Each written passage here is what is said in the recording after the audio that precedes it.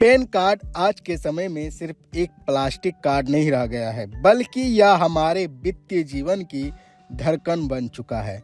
आधार card की तरह ही इसकी अनिवार्यता इतनी बढ़ गई है कि इसके बिना बैंक से जुड़ा कोई भी बड़ा काम पूरा करना लगभग नामुमकिन है। लेकिन क्या आप जानते हैं कि अगले महीने की पहली तारीख से पैन कार्ड से जुड़े मामले में बड़े बदलाव होने जा रहे हैं। अगर आप इन बदलाव से अनजान रहते हैं तो आपको न केवल आर्थिक नुकसान उठाना पड़ सकता है, बल्कि आपका पैन कार्ड हमेशा के लिए बंद भी हो सकता है। सबसे बड़ा खतरा उन लोगों को मंडरा रहा है जिनके पैन कार्ड और आधार कार्ड में नाम ही स्पेलिंग अलग अलग है। 1 अप्रैल से ऐसे सभी पैन कार्ड इनएक्टिव यानी निष्क्रिय कर दिए जाएंगे जिनमें डेटा मैच नहीं हो रहा है। अगर आपका पैन कार्ड एक बार बंद हो गया तो आप मुसीबत में पड़ सकते हैं, क्योंकि ऐसी स्थिति में आपका टीडीएस सामान्य से कहीं ज़्यादा कटेगा और इनकम टैक्स रिफंड मिलने पर भी भारी रुकावट आएगी। इसलिए यह बेहद ज़रूरी है कि आप समय रहते अपने दोनों दस्तावेजों के नाम की समानता सुनिश्चित कर लें। सिर्फ पुराने कार्ड पर ही नहीं, बल्कि नया पैन कार्ड बनवाने की प्रक्रिया पर भी अब सख्ती बढ़ रही है।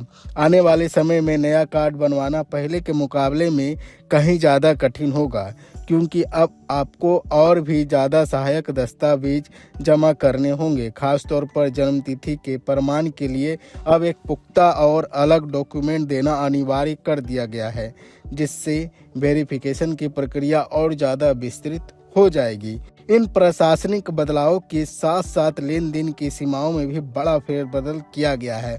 अगर आप साल भर में बैंक या पोस्ट ऑफिस में 10 लाख रुपये से ज़्यादा कैश ट्रांजैक्शन करते हैं तो पैन की जानकारी देना अनिवार्य होगा। इतना ही नहीं, आपकी लाइफ स्टाइल और खर्चों पर भी सरकार की नज़र रहेगी। यदि आप किसी होटल, रेस्टोरेंट या किसी फंक्शन में 1 लाख रुपये से ज़्यादा खर्च करते तो वहां आपको अपना पैन कार्ड दिखाना होगा। गाड़ियों और प्रॉपर्टी के शौकीनों के लिए भी बड़े कड़े नियम हैं।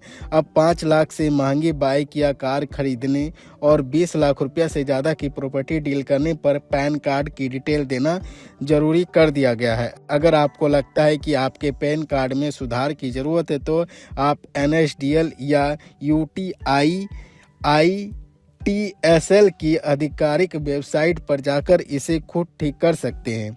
वेबसाइट पर लॉगिन करने के बाद आपको चेंजेस या करेक्शन वाले विकल्प को चुनना होता है।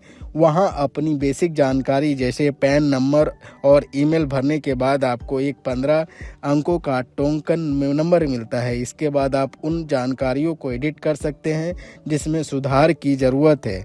ज़रूरी दस्तावेज अपलोड करने और निर्धारित फीस जमा करने के बाद आपकी सुधार की प्रक्रिया पूरी हो जाएगी, जो आपको भविष्य की बड़ी परेशानियों में बचा सकती है।